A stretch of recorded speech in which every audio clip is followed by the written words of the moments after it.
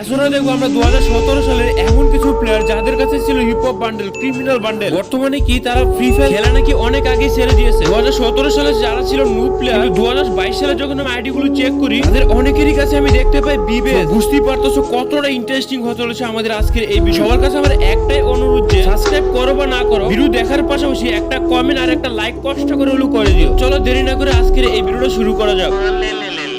Video শুরুতে আমরা দেখতে পাচ্ছি যে এই ম্যাচে ছিল ট্রিপল আর সাথে খেলতে ছিল আমাদের জ্ঞান ভাই।